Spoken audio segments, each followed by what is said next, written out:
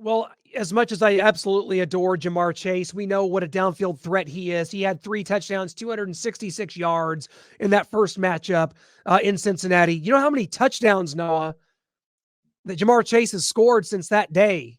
It's got to be 6 or 7, right? Well, the correct answer is 0. Jamar Chase has not reached the end zone since that day. He's had a couple 100-yard games. He's a really good receiver.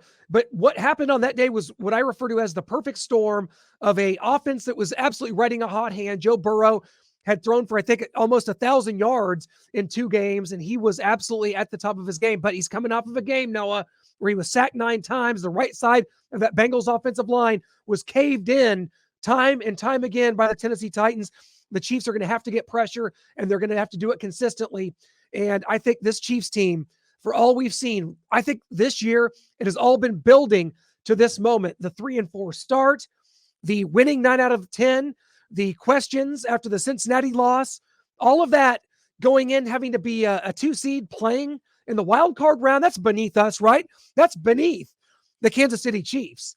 But I think it's all built towards this. It's built towards this AFC Championship game that's here at Arrowhead for a 4th straight year. And I think it's going to be a game that the Chiefs run away from the Cincinnati Bengals.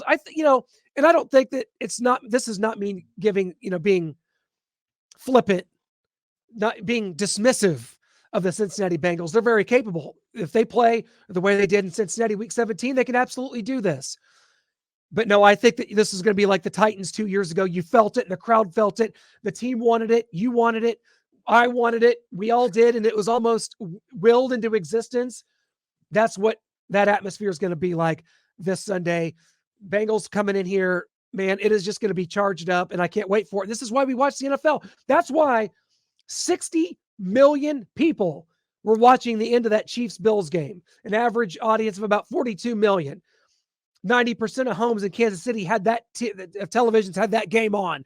That's why we watch. That's why we do this. That's why that's why the NFL is the king in sports, in the sports world today, my friend.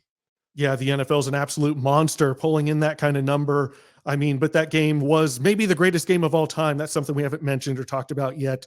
I mean, there's so many games throughout the years that are great games, but just the back and forth of that and the 25 points in the last 2 minutes by both teams and the 13 seconds to coming back, the overtime.